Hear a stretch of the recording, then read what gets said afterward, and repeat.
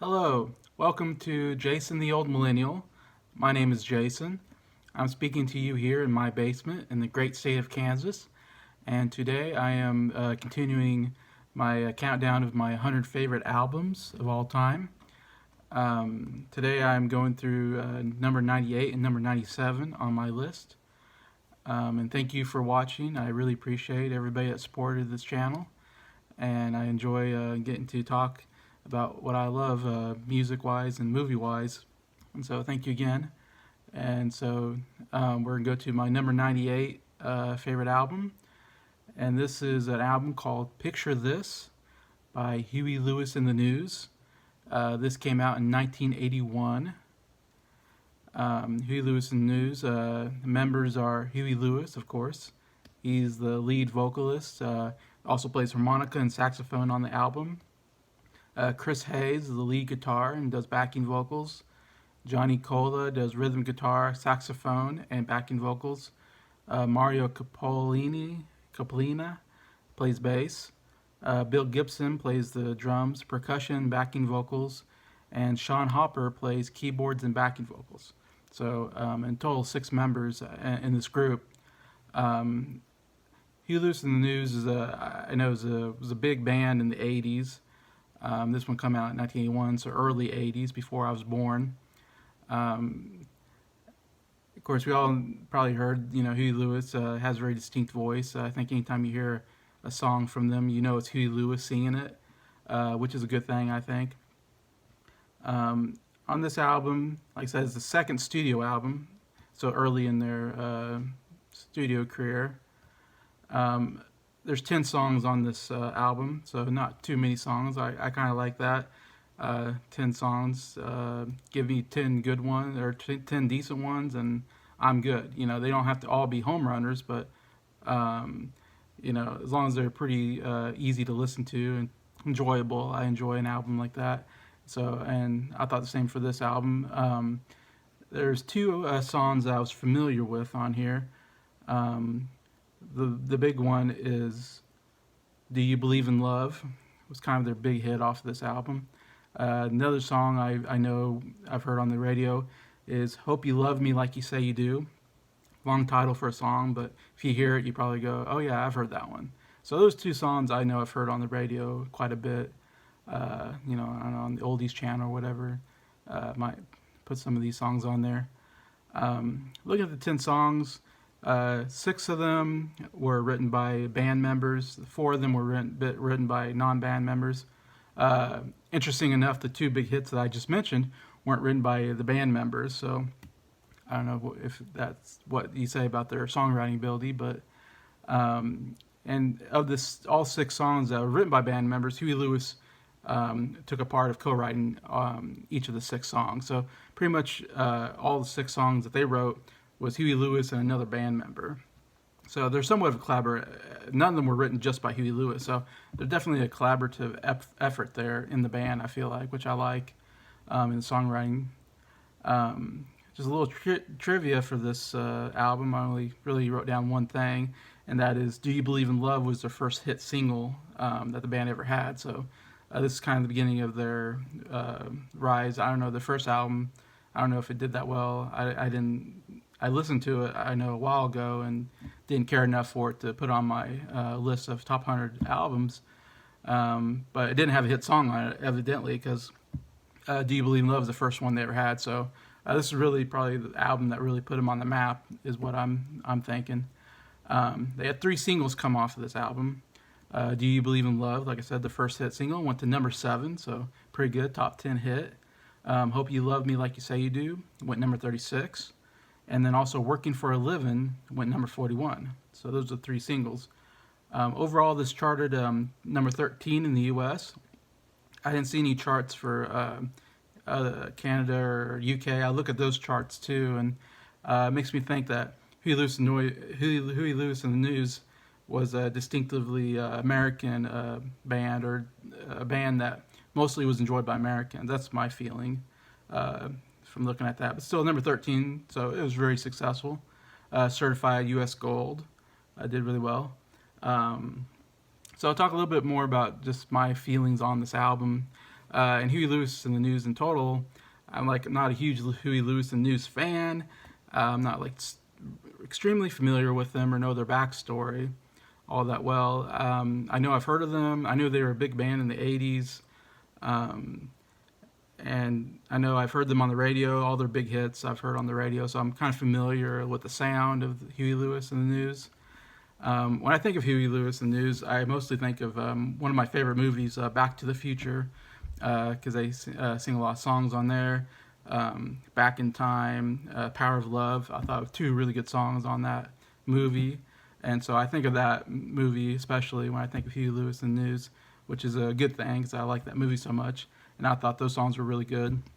So, I mean, I'm like not a huge fan, but, I'm not. Anytime I hear them, I don't turn the radio off. I think they're fine. Um, and so I wasn't familiar with their discography at all. I wasn't familiar with this album at all. I just listened to it first time last year as I was trying to listen to all these famous albums or albums from famous musicians and trying to come up with a list. So this was one of the albums I listened to, and it was one of these albums I was really pleasantly surprised. I had no expectations to like really like this album or think that I was going to really like a Huey Lewis News album, but I knew they were a big band in the '80s, so I thought, well, I'll listen to it and see what I think. And yeah, so I listened to this and I thought every song was pretty good. They're very, I would say, '80s pop rock band. I don't know how you say it. They have this '80s sound to them. Like I said, they have the saxophone, harmonica, instrumentation in there. Definitely sounds '80s, but in a good way. I think there's very catchy songs. It's pretty much each song's real catchy, and I actually quite enjoy that. As I'm listening to each song, I'm like, yeah, that's pretty good. Like, and then the next song, I'm like, yeah, that's pretty good too. And as each song went on, I was like, wow, I'm really liking this album. Every song, I'm kind of enjoying, and I'm kind of singing along and really getting into. Because a lot of these songs, like I said, I never heard of except for two of them. So I was like, at the end, I was like, yeah, I really enjoyed listening to this album. And I think I've heard some people say like maybe Huey Lewis News doesn't have the best songwriting. They're not very in depth, very deep. Their songs aren't really deep, or that they're not, like I said, they're kind of a pop rock band, easy listening kind of band. So some people downgrade them because they're not gritty enough, and all this. But I say there's nothing wrong with writing catchy songs. I think I love a good, catchy, easy listening song. And I like an album where I listen to all of it and I never feel like, oh, I need to skip this song. It's so bad. But it's an album where I can listen to every song. I have no trouble. Anyways, I never once was like, oh, I'm really tired of this music. Anyway, that was my opinion. So that's why I got it. Like I said, it didn't knock me out necessarily. None of the songs are like one of my favorites, but it was an enjoyable experience. And that's why it's not super high on my list, but still I put it in my top 100 albums because, like I said, I like a good album that just I can listen to every song and get some enjoyment out of it. Some albums have one or two really good songs, and then the rest of the album is terrible. And so I'm like, I don't listen to the album just for one or two songs. I want to listen to all the songs and feel good about it. So anyways, that's what my feeling about Huey Lewis and News. Another thing I found when I was listening to it, of course, said Huey Lewis plays the saxophone, and the guitar player also plays. One of the guitar players plays saxophone. So you do hear a lot of saxophone in the saxophone solos in a lot of these songs. And I don't listen to a lot of music really with saxophone solos in them. It's not the kind of music I usually listen to. And so I didn't know I liked saxophone solos, but I found that I kind of enjoyed a good saxophone solo. So that was something I kind of found. Of course, I have to say I play the tenor saxophone. I played it in junior high and high school. So mid 90s to early 2000s I played. And it made me think I maybe played the saxophone at the wrong era because I think in the early 80s, if you were a saxophone player, I bet you were like a hit with the ladies. You were cool. And I could say I was not a hit with the ladies in the 90s, and I was not cool. So unfortunately, I wish I was playing in the 80s. Maybe I would have done a lot better. Anyway, just say that. I really enjoyed that part of it. So my top 3 songs for this album, not surprisingly, it's going to be the hits. on here. But number 3, I'm gonna put "Change of Heart," which was the first song on the album, which is I thought it was a very good song, very catchy. And I should say Huey Lewis. I like his vocals, very like I said distinctive. I really enjoy listening to him. He's a guy I can listen to sing anything. I mean, not like he's not Pavarotti or something, but I think he's very good pop sounding voice. Number 2, I would put "Hope You Love Me Like You Say I Do." Again, one of the more well-known songs on here. Very good. And then number 1 has to be their big hit, "Do You Believe in Love?" Really catchy song. Really love singing along with this one. This one stays in your head. Anyway, so that's my top 3 songs. So if you want to listen to anything, listen to those top 3 if you don't listen to the whole album. And that's my recommendation there. Anyway, so that's number 98. Picture This. So now I'm going to go down to my second album, number 97 on my list. And this album is called "Whistling Down the Wire" by Crosby and Nash, which came out in 1976. This was their 3rd studio album out of 4. They made 4 total. In fact, the 4th one they didn't make till decades later. So this was the last album they made for quite a while. They made 3 in the 70s era, and like I said, this came 76, so they made them fairly close together. Of course, the members are David Crosby, who sings and plays rhythm guitar, basically, and Graham Nash, who also sings and plays rhythm guitar. And then the rest of the band is a session group. They always have these, like the big one was the Wrecking Crew. I guess you have these session players that anytime you have an artist and they don't have a band and you need someone to back them up, you get these really good professional players, the session players, to play for them. And so this one's called The Section. That was the name of this group of session players. Anyways, and I guess they played on all 3 of Crosby and Nash's albums. So they're very familiar with each other. This is the 3rd one where they helped back up Crosby and Nash. Anyways, I didn't really write down a lot of names on there because there's a long list of session players. The big ones were Danny Kochmar and Craig Dirge. Looks like was the 2 kind of main ones. One playing guitar, I think, and one might have been playing keyboards or bass or something like that. Anyways, so on this album, I was not familiar with any of these songs at all. Never heard of any of them before until I listened to this album last year.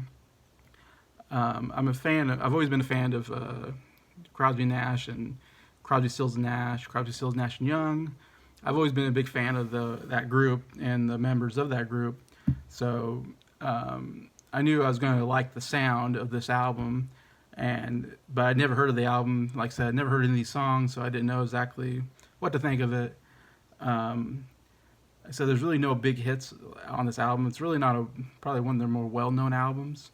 Like I said, this is the 3rd one. The first 2, from what I read, were successful. That's why, of course, they were able to make a 3rd one. But they had 2 singles come out of this. One called "Out of the Darkness," which went to number 89. So, like I said, not very high. And the second one was "Spotlight," which went number 109. So, not even top 100. So, yeah, singles didn't really do anything, which too bad because they're good singles. Overall, this album charted number 26 in the U.S. and number 17 in Canada. So, I mean, not too bad, I think, looking at that. That's reasonable for an album that's not hugely, well talked about. I've never heard anybody really talk about this album. It's certified U.S. Gold. Now, talk about a little more about the album itself and what I thought. Like I said, it was an album that I was, like I said, I really like Crosby and Nash. I even saw them in concert in 2005, Crosby, Stills, and Nash. Big fan. Love their harmonies, of course, and songwriting. Very well done. On this album, it was kind of, as you imagine, maybe half of them are written by Crosby, there's 10 songs again, but half are written by Crosby, half are written by Nash, or a combination of Crosby and Nash. And even some of them, like I said, other band members actually contributed on 2 of the songs here. And most songs, either Nash is basically the ones that he writes. Sometimes he'll sing the whole lead, and there's some where Crosby writes and he'll sing the whole lead. And then there's some songs where they sing the whole song together, basically, in 2-part harmony. And in my opinion, the songs that have the two-part harmony, the whole song, are the best songs on this album. I mean, because they're just really, really good uh, singing together. I would say, this is one of my favorite duos of all time. You know, obviously Simon Garfunkel usually be the number one, uh, but they're up there. I think with Simon Garfunkel, I think their voices do really well together. If you know, like Crosby, Dave Crosby, I feel like not he has an okay voice. It's not bad. It's not strong enough, I think, maybe to really lead or have a be a lead singer. But like I said, he's really good at harmonizing with other voices. Obviously, he was in the Byrds, and he was in Crosby, Stills, and Nash, and he's kind of, I'd say, he sings in the middle, kind of a middle tenor voice. You know, it's a decent sounding voice. Like I said, it really works well with other voices. I think when they come together, I think it's what he's really good at. And for me, Nash is. I really love Nash's voice. He's my out of the two. I like Nash a little better. He has more of a high tenor voice. He can hit the high notes, and so when they're singing, uh, Crosby can sing in the middle. Then Nash kind of goes up on top of that and sings kind of high tenor and kind of harmonizes with his voice. And so together, their voices sound really great. I love the sound of Crosby and Nash. I think a lot of Paul McCartney and John Lennon. John Lennon sang in the middle. Paul McCartney would sing the high notes to harmonize. Simon Garfunkel, same thing. Simon would sing in the middle. Garfunkel had this amazing tenor voice that he would sing on top, and it sounded really good. Anyway, so I think if you like Crosby or Simon Garfunkel and a lot of groups like that, I think you would like this album. And if you like Crosby, Stills, and Nash, of course, I think you would like this album because it has a lot of the kind of similar style. I mean, it has some soft rock in there. It has a little couple different styles: folk, pop. Even one song has maybe a little more bluesy sound in it. And I think the section players are really good. What's great about this is you have Crosby and Nash, writes the songs mostly, and they sing the leads, and they sound great, and they're good songwriters. And then the section players play all the different instruments, and they're really good, of course, because they're these professional session players. And so the music is really good. All the guitar parts and drums, all really great. I was just thinking, there's one song called Margarita on here, and it has like a violin in it, and it has like, I think, a mandolin, it sounds like. And so it's a totally different sound from the rest of the songs, I think. But I love the violin and the mandolin sound great together. So I love that they can, all this variety of instruments are played, are really great, I think, in total. I think that's all I have to say about that. I go to my top 3 songs on this album.